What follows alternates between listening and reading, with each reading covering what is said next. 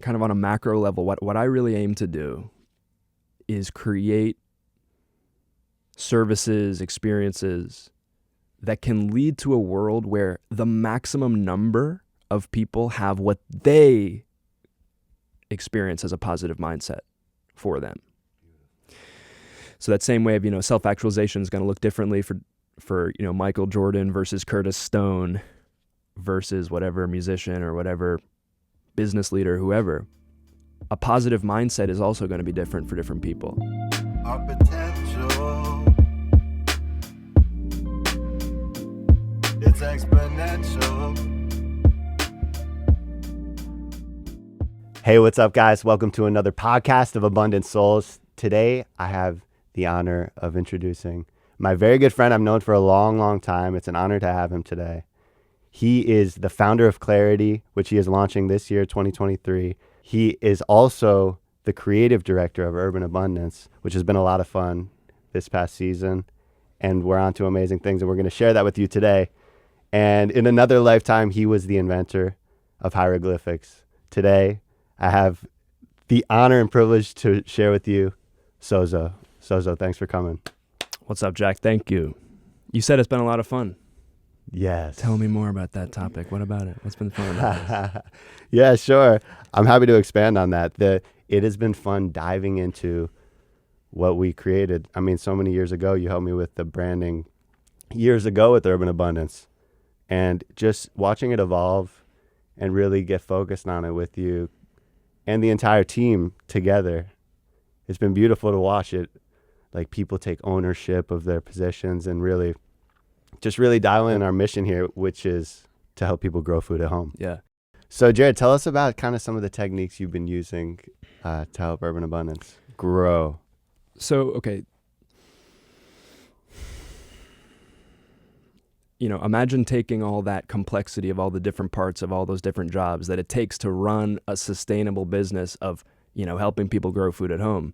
Taking all those parts of that complexity and really for each one of those, zooming in and zooming out, zooming in, zooming out, and making it so clear, so evident that what happens with people is this physiological change where it goes from being like, oh, I got to stay on top of my job, I got to keep on this, I got to, to this, okay. Exactly. Yeah, man. And creating more spaciousness. Dude, and tell people about, because kind of what we're doing, exactly, we're taking the complex, yes, which is like growing food from seed to plant, magic to a lot of people. Okay, so I've worked with a lot of different brands and companies over the years, most of them like your own, where it's like a small business where they've got a really cool product or service or something good. And the question that they have is, how do you market and scale that? And one of the most common things that just works really well is, okay, just, remove all clutter and noise and make everything as simple as possible.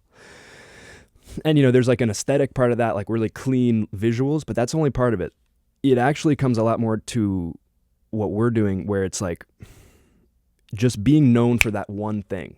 Like, where, think of it this way, like there's all these terms and titles where on the inside of the company, you need to have, like, we got the creators and the green thumbs and the HQ and the success team, and we got all these parts and pieces where that jargon is important internal to the company. But external to the company, it's literally just one thing. It's what you just said. It's grow food at home. It's actually, we make it easy to grow food at home. It's like, what food do you want to be eating next season? Like, and that's it. That's Urban Abundance, is giving you that and making the whole company, everything around the company, just be an interface to that. And that's it. That's what I would say the Apple mindset, which is something that I've never worked at Apple, but just, doing the type of work of creative and branding and wanting to help companies grow, and being just obsessed with design and simplicity. You learn about these mindsets that business leaders use in different available places. And you just, say, hey, I want to make a farming company that's like Apple. Does that make sense? Mm-hmm. Yeah, man. And guys, do you see what I'm talking about here? This is why I was stoked to bring Jared on. And Jared, what do you think the next step, what do you see, since you've been working in Urban Abundance? I want to ask you this. What do you see that's important for us to know?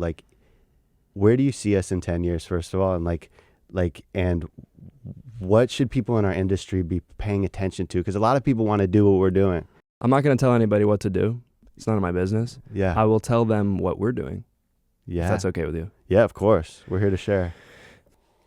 I think that in 10 years, people who are in the vicinity, let's say, or are adjacent to, whether it be landscaping adjacent jobs that they're pursuing, or, physical labor like that. We even were talking about like athletics and like really, physical, just people who are adjacent to those fields are going to have opportunities to work with urban abundance in different locations, different areas, because what we're focusing on right now has a lot to do with standardizing. Yes. Does that make sense? By Totally. simplifying the organization, we're able to standardize it, which doesn't mean, by the way, to take all the life and soul out of it. It's just the opposite. It just means to make all, so in 10 years, Mm-hmm.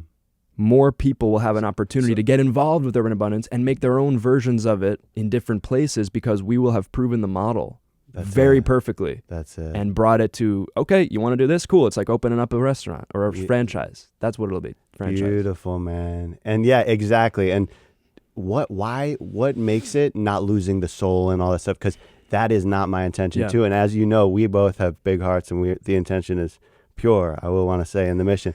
How does that look? Well, I'm really happy you asked that, because the funny thing is, do you accept the idea that there are these things called paradoxes in life? Yes. Okay, so you got to start with that, because Please tell. it's like by addressing all the things that can be standardized, you actually clear up the mind from having to focus on those, and then it frees the mind up for the things that cannot be standardized. Yes. So, for example, I'll give you an example. We've been standardizing this thing called the GDPC, the Garden Design Phone Call. Get on your garden design phone call right now. And when we say standardize, we don't mean, do we, Jack? We don't mean here's the exact phrases you have to use at every single moment when communicating with someone who wants to make a garden. That would be ridiculous. Exactly. But there is standardization to say, hey, look, like on this phone call, we want to understand these few core things. We need to understand these. After that phone call, we need to take that information that we collect from the people in our audience and do the right things with it. We know that there's a path and a sequence. So it's very much, instead of trying to suck the life out of people, it's just giving them paths that make it so much easier to do things because they don't have to think about it. Is that making sense? 100%. And I appreciate you saying this. And guys, I've been focused kind of like head down with you in a lot of ways in the office, if you will, working on these scenarios and on these situations, standardizing UA. And I want to say it's been so beneficial, like to, instead of spinning my wheels and just taking all these leads, like in a lot of ways, I've been telling people, hey, like, we need some space to work on the members we have currently, and then we could be freed up for you here soon, because we're working on these things. So it could, like when I come to clients, I want it to be so silky smooth because it is a new business model in a lot of ways. Like I mean, this is like the tip of the spear, like of what we're doing. Like no one's making organic spray kits for like DIY people. It's just like very mindful and like intentional work on our mission. It's been amazing. So I would encourage you guys at home to really like step back and do these things and create space for yourselves. And Jared, talk about that, because you worked with other companies. You don't only work for Urban Abundance. So a lot of this there's sort of a personal side and a professional side. And I mean that like as myself, a practitioner offering services to people, personal side, and to businesses, professional side. And I'll give you an example of a company I was working with a year ago where, a week after they hired me to be a project manager across their marketing department, about a week after they hired me, they said, hey, you know what? We're going to close the company like in 6 months, just FYI. I remember that. And they were kind of like holding back that message and trying to couch it and making sure I was okay with it, or that they weren't. But I was just like, okay, cool. Let me help you do that. Let me help you intentionally complete or destroy what is, because the reason they were going to close it was not because they weren't doing well with this. They had something else they wanted to do, something new to create. So right. And that was 1 week into working with them. Yeah, it was kind of like a surprise after getting hired. It's like, welcome to our company. We want to make it the best place for you. Okay, you're hired. Hey, by the way, we're going to close it. But the point is, I I don't know. I mean, let me think of how I can make this useful to people, because it's interesting. Like, the mindset of a consultant is a completely different mindset than most people. I will tell you that right now. The mindset of a consultant is very different. So there's a lot of like super specialized ways of looking at things that are used to help people, because what consultants do is help people look at things. Yeah. And see it. Oh, whoa. Right. And being a revealer. Yeah. And so it's like, I don't know, do you guys want to know about the guys and gals and everyone want to know about the dynamics of completion and creation? I can say it's like, I mean, it's just bringing attention to this, that like, there's only so much space in reality. And oftentimes when we have goals that we want to pursue, the reality is we also have other things that are taking up space in our life. And so being strategic, not only about, okay, I have a very aspirational, like visionary goal, something I want to create, and so I got to take these action steps and do all this, that's awesome. But also being very strategic about how to close existing things, close down a company, as a great example. I had a little, like, not a studio like this, but like an office that I used as a music recording studio. And I remember, like, on a dime deciding, I had been there for a few months, and I decided, like, on a dime, like, I'm going to close this place down and just, like, having more of an active voice in that sense of like, okay, I don't need this anymore, or I don't like where this is going, but in any way, shape, or form, it needs to change to make room for something else, and not being caught up in like, oh, but I used to love being here and all that stuff. I mean, it's all great and that's fine, but it's just like, it's just, you see what I mean? It's just, it's finding ways to be more focused on the positive of what's going to be coming through the next creation, rather than trying to hold on to the past. Talk about that, dude. Just Jared, you're really good at that, dude. Just to like that. Thank you for that answer, by the way. You're so good at that, like non-attachment, right? And in your life, talk about that, because so many of us are weighed down by all these things, commitments, all these like ongoing. To talk about that a little bit, like how do you do that so quickly and make decisions and be proactive? Well, I'll say how one can do that, but I'll also say that, I remember as a kid spending time with my grandfather, who was very, I think what people would call like a very stoic kind of personality, where, I've got a picture of him and like he's got blood all over his, and this is like as like an 80-year-old person, he had like some kind of accident. He's got blood all over his shirt because he's, but he's just smiling, like, in the sense that like, it's kind of this mindset of like, realizing that you are part of the equation. You're not just simply being acted upon, and it's not like, oh, like, what's my reaction to all this? It's also realizing my reaction determines what happens too. So the reality is, it's like, you are part of the equation. Yeah, your reaction is not just simply like, how would I feel about this if all that mattered was how I feel about this? In a way, all that does matter is how you feel about it. So knowing that, it's just, okay, but let me put it this way. We were talking about yoga, right? Like in yoga, it's like practicing finding access points through the energy channels within. That's a great way to put because it. It's a sort of thing where like, you do practices like yoga, let's say, and you find, oh, okay, I can find my breath going, from here to here. I can find these different exposure points, and doing that, you just bring that into fruition in real life. Does that make sense? Where you're more centrally orchestrated of all your faculties. I love that, man. And I heard this the other day, and I don't know where it's from or who said it, but in a nutshell, they said like there's this badass like martial artist like everyone looked up to, and they were like, hey, how do you like get all these badasses? When they come after you, he said, I don't react. I find my center quickly. Mm-hmm. I don't react quickly. I find my center quickly.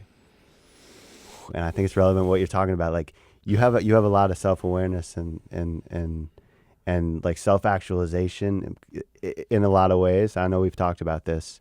I want to ask you, how have you been able to, because I can relate in so many ways. We both are radical in so many ways and just do our own thing, think for ourselves, all those things. How does one tap into that for themselves and feel empowered and confident in themselves to trust these practices? Can you talk about that a little bit?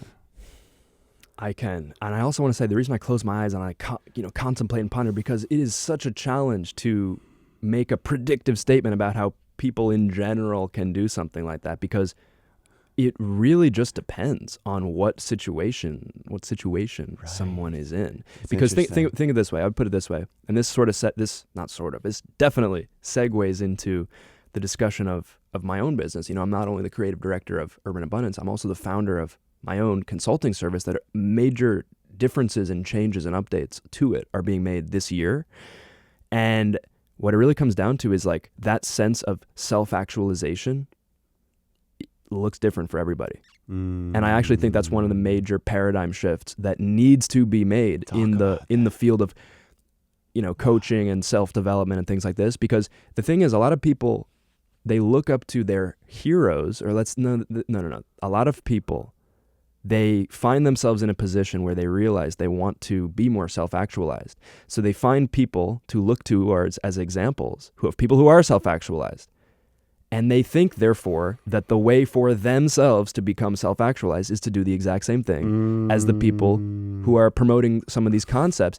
And what that ends up looking like is people think that they need to be like Tony Robbins or like Gary Vaynerchuk, Right. or the opposite, like Ram Dass, and there's these kind of like people fall into archetypes as opposed to the opposite, which is just saying, look, at the end of the day, just like sort of, what do I want out of life? And does that matter to me enough to organize myself around that? That's it. And then basically like letting a lot of these other questions that come up of like, things like fear, beliefs, ideas, patterns, letting those things be addressed inside a more appropriate context of like, dude, that's so beautiful, because the answers are right there when you are in that appropriate context. exactly, because it's like, Wow. yeah. So I guess the first point is self-actualization looks different for everybody. Beautiful. Not everybody is on a pathway where, being Michael Jordan is self-actualization to them. Not everybody is on a pathway where being, Bono, Yeah. or I don't know, what's a musician? Curtis Stone, or whoever. Curtis Stone. Yeah. And so Exactly. I think that I know that I fell into that trap years and years ago of Sure. saying, man, I inherently connect to sort of a certain like electric pulse about life, like wanting things to be exciting and wanting things to be so. You seek out, well, where is that? And you find, well, this, it's a little bit over here, but that's their thing, or that's a little bit over here, but that's their thing. And so basically, the point is finding whatever you authentically care about is really, really, really important. Really important, man. Because then all the things like patterns and stories and limiting beliefs and all that, Yes. you just make the choice that says, okay, got it. These are less important than the things that I care about. It does not mean to avoid, certainly not avoid, does not mean to ignore or bypass, but it means to reprioritize them and just let the energy of life do its thing when you do that. When you say, okay, got it. Okay, I don't think I'm capable, and yet I want this result. Well, if I keep going towards it and not ignore it, but just let it shift. Oh, you know what? Okay, it's here to teach me something, or whatever that stuff is, But it's like, does that make sense? Yeah, It's just, totally. Yeah, man. And it doesn't look like the same for everybody, and that's a beautiful point, man. Like, how is that? Because that's such a different approach, letting other people like, hey, what do you authentically want in this life? And then starting there, like that's what you do with clarity almost. yeah, exactly. I mean, So that's simple. kind of on a macro level. What I really aim to do is create services, experiences that can lead to a world where the maximum number of people have what they experience as a positive mindset for them. Beautiful. So that same way of, self-actualization is going to look differently for Michael Jordan versus Curtis Stone versus whatever musician or whatever business leader, whoever. A positive mindset is also going to be different for different people. Maximum amount of people with that. But at the same time, mindset Jack, isn't it sometimes fairly clear to just get the sense from someone if they are operating from a positive or negative mindset? Oh yeah. Yeah. And it's no judgment against anybody, but it's just realizing, hey, that mindset it's almost as if that mindset, whether it's positive or negative, it's almost as if it has a life of its own. And you want to learn how to actually like meet and communicate with that mindset for what it is. Does that make sense? Yeah. So a lot of when you say therapy, a lot of it is just very like, it's kind of very surface level communication where it's like, oh, okay, like you're still in your roles of life. Oh, I hear you. That must have been really hard in that experience you had. Boy, This oh boy. keeps Blah, happening blah, to me. blah, blah, blah. And I'm just in my role as your coach and therapist, and I'll see you next week and blah, blah, blah. As opposed to like, Yeah. okay, well, what actually is that? Like, where does that come from? And not get lost in it, but like, okay, where does that come from? Like, what does it need to complete so that it's not at effect anymore That's it. of what you're actually trying to do? So powerful, man. And it's like, that's it, man, what you're talking about. Because I remember going through it one time and like years ago and talking to you just as a friend, because we're homies too, like outside of business and music, which has been so fun to make with you, and all these things we're working on. I hit you up as a friend, and I was going through it.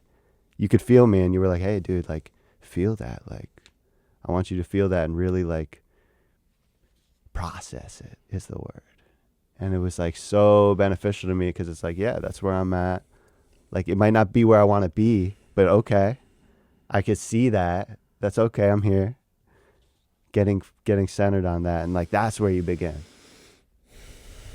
Yeah, because I think that almost, implied in that situation, if I'm not mistaken, I think that was relating to, some kind of relationship Yeah, man. challenge. You remember? Yeah. And it was, and just because I know you and I know you pretty well, maybe I could just in that moment have skipped to the step of already knowing that having good relationships is something that matters to you.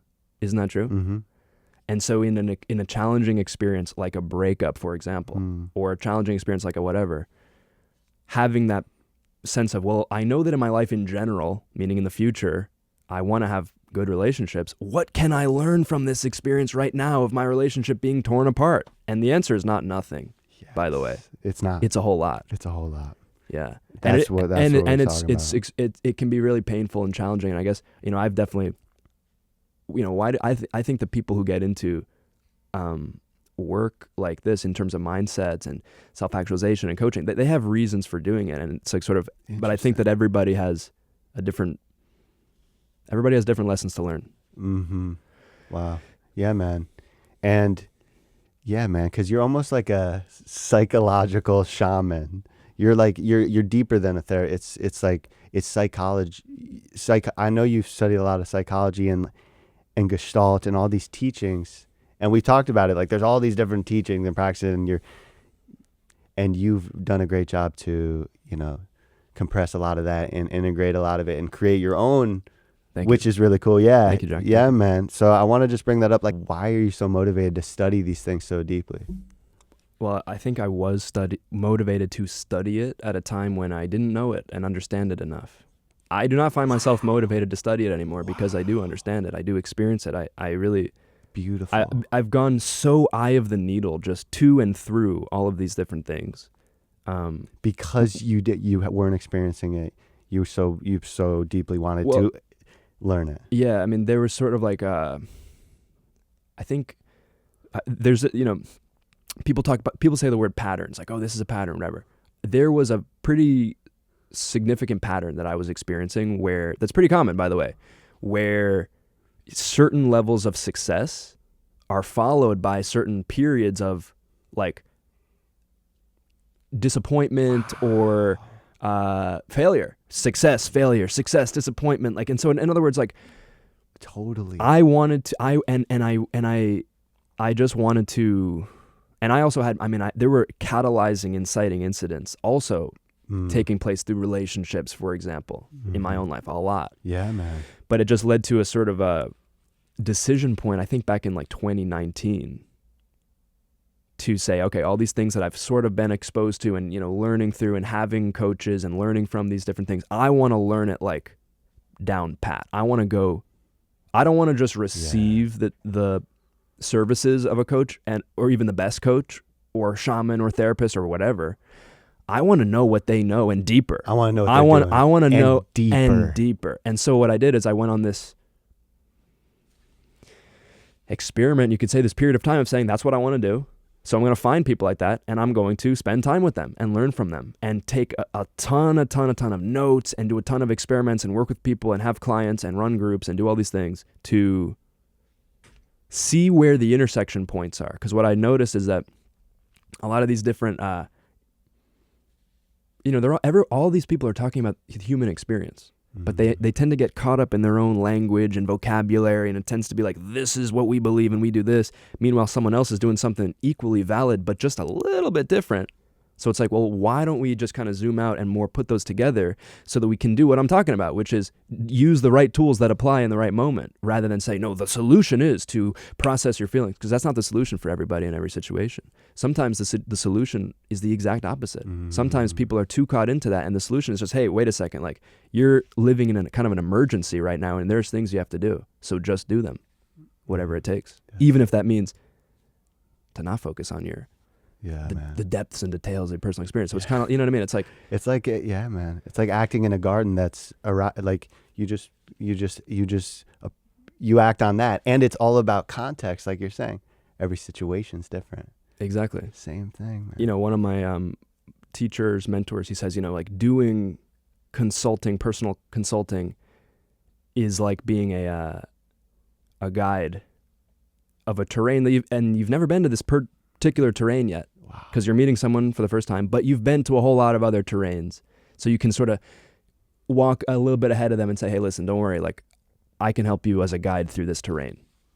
Beautiful. Even if you've never been there, even if I don't know your situation, I can still say, hey, listen, like, there's a few like kind of things that we can start to talk about that are not even just to me, but just to you as well, going to reveal a lot of important stuff. And just the problem is that most people, and including a lot of very well-intentioned and very well-studied, you know, counselors of their own right or whatever, they just don't focus enough on like the real deal. There's a lot of masking. There's a lot of masking. Wow, that's a good word for it. Jared, and before we switch gears real quick, because this is amazing, how can people find out more about Clarity and get on a garden design phone call, if you will, for clarity? Okay. Go on Instagram and go to clarity.energy. Perfect. Yeah. Heck yeah. All right. And Jared, how does music play a role in your life? It plays a role, both, you know, fundamentally crucial. Like, I'll answer your question. I think that I am a guitar solo. There you got it. Exactly. So that's just kind of like in my life, I try to bring that into what I do, but at the same time, on a more practical and mundane level. How can you, we're in a band. You and I are in a band. That's exactly. And we're writing songs. We're making great music. And I mean, how does music factor in your life? How do you know? Man, it guides me. It's like you said, it's fundamental. It's background to every day. And when I don't, it's like the ocean. When I don't hit it in a certain amount of time, I feel that.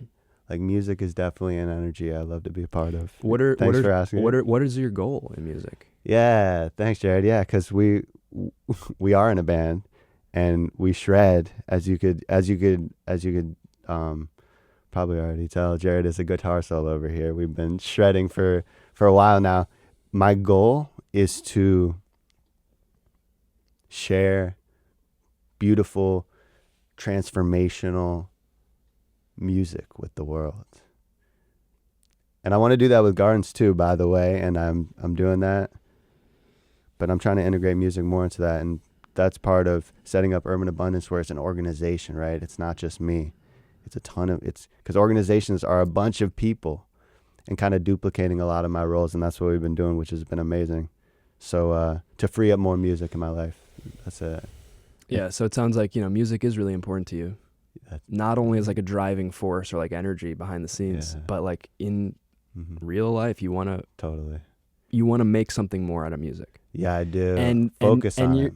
Yeah, so I guess I'm curious. Is it all right if I ask you a question? I want to answer your question. Because look, we have already kind of talked about that's the vision for you, right? The vision of making Urban Abundance have better workflows and be more, you know, contained, more organized, freeing up some time to focus on music, right? And so, you know, we've talked about things like, you know, all the game plans and all that. So I guess I'm just curious for you, Jack. Yeah. Is there anything? Do you have any mindsets that show up in your life that are like, you know what, is that really possible? Yeah, you're saying like blocks, yeah. Yeah. Are there ever any moments in time where you have a block to that path and that intention? Yeah.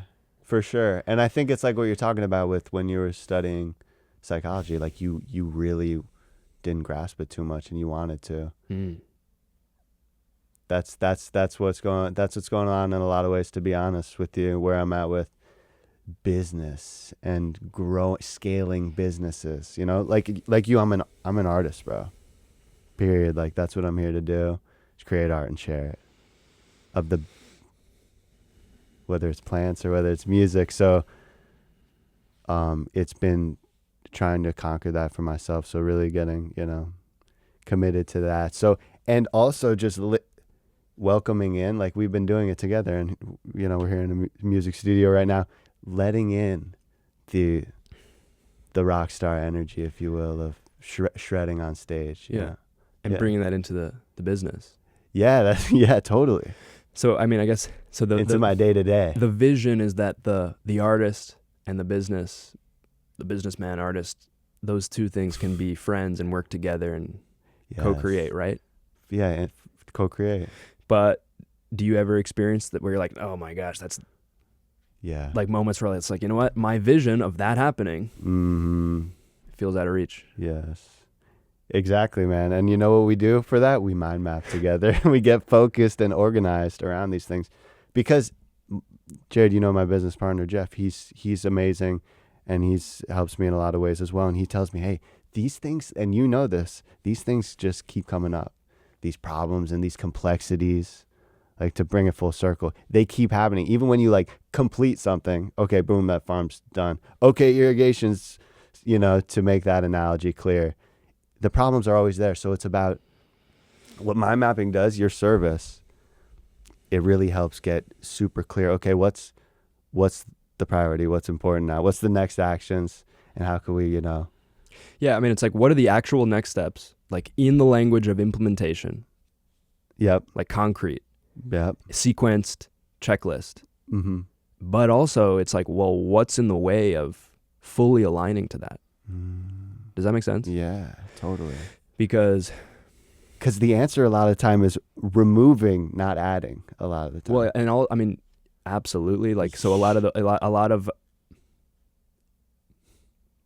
of action step creating really ought to, for anybody, not just be what do you want to create, but what do you want to complete? What needs to go away? Like, and not only what you think of like, well, of course I've got to finish this project that I'm already involved. No, it's like, what like fundamentals, things that you consider fundamental about a situation, do you need to complete? Meaning change them. Okay, but also my point though is like, I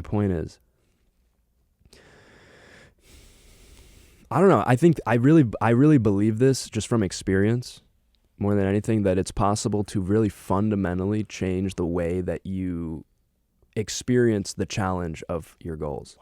Wow. And just by doing what I'm talking about right now and trying to bring our focus to, which is like, there's the, the vision, there's the strategy, and then there's the mindset, which is you can think of mindset like this. Despite having a crystal clear vision, despite having a locked in game plan, why is this game plan not being operated as smoothly, elegantly, confidently, continuously, consistently, dynamically, creatively as possible? Wow. Not as I've conditioned myself, but as literally possible. As possible. Yeah. And then basically, long story short, it turns out to be, it's because I have this idea that pops up from time to time that's impossible. And even if it only shows up sometime, what it does is it's like a physical effect. There's a physiological effect of that. And it's just being in attention to that and being like, oh, wait a second, that's not what I need to get there. That's the opposite. That's what's going to pull me off course. That's what's going to make me contract. And what I need instead is to understand where this comes from enough to just breathe in it differently and shapeshift it. Wow. Fundamentally change our human experience when achieving our goals. Yeah, if you want. So Jared, thank you for sharing this with us. Obviously, if you want to learn more about this, let's definitely reach out to Jared. Before we go, do you want to do a little mind map sesh here today? I'll do it in my head. No computer, no map, but we'll do it. What's on your mind, Jack? Okay, perfect, cool. Yeah, we'll get the real principles at play. So, what's on my mind is getting through our current projects and and getting plants in the ground, definitely. Making more music. Lunch. I just, yeah. Reaching out to my fam. So of all that stuff, if you were to bring your attention down like this, like Yep. which of those or something else really feels the most in focus to your organism right now, to your being? Where is the unconscious part of your being directing its attention? Definitely the scheduling and the being organized with projects and client. Yeah. Say more about that. Like, speak from that place. Like, what is that attention on that? And what it is a lot of ways, and we've been going over it, but probably we need more help in the field, you know, because I'm out. I was fixing the before this, you know, all morning. It wasn't coming off. Getting help in the field, in the garden. Yeah. Because it's pulling me away from, like, you know, helping other clients. And Right. you So know, you need to get help to take care of that. that's exactly Right? Yeah. Okay. And what might you be able to do to get that help? Yeah, I could put out a post today saying we need help, you know, who wants to come help build beds and plant for us. I could reach out to our community, our members, see if anybody, you know, has. Okay. Let me ask you this question. Like, that's all great, but Yeah, just yeah. try this for a second. Like, sit up straight, like feel into straight spine, feet on the ground, hands on the knees, and breathe into a space in the chest, in the belly, in the breath, in the bones. Breathe in. And just start to see if you can find or access or create a sense of what would that rock star energy do in trying to accomplish that. Like, what way of doing it would be the best, the most directly connected with what you're really after and how you really are. Yeah, thanks. It would be to find committed people to help hold it down in the field. Yeah. But so how do you join the mission? How do you get that word out there that, hey, we're looking for committed people? How do you do that? Yeah, how do you, because by the way, you're looking for not only committed people, you're looking for like people who can, you know, build wooden garden templates and, you know, handle complex specialized irrigation systems and like, so that's that. But you also want, it's like maybe a different mindset of people that you're looking for. How do you get that word out? How do you do that? Just like in a way that, hey, Jack, if you had to do that like in the next 2 weeks, and just like get that problem solved forever, what would you do? That's a great question. You just change the deadline, man. Make it 2 weeks.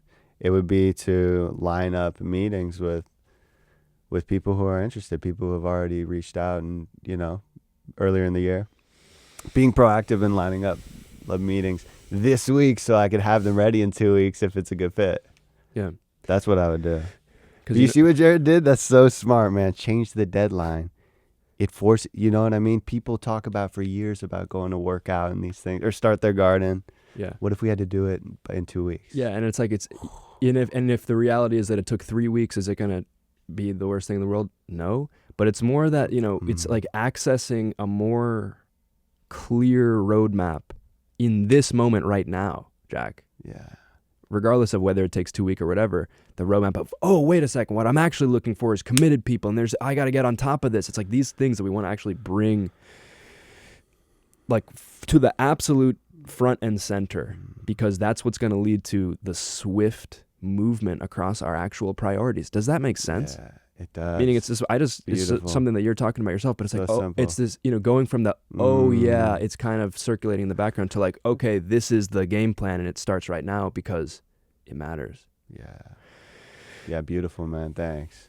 Yeah, not like tonight when I get home or not. It's like, hey, here's what's in effect right now. Yeah, well, I mean, right now we're recording the podcast, but just that in this moment, like Yeah, using the 2 weeks thing, the 2 weeks thing, it's not like, hey, Jack, you're on a deadline, 2 weeks, come back and report back to me. No, it's like, because by the way, what's really interesting to it is like in the coaching that I do as well, it's not that accountability is excluded from it, but it's not the central focus. There is such a thing as accountability focused coaching where it's like, hey, look, you know, you said 2 weeks, Jack, where are you at? It's been 2 weeks. Come on, let's go.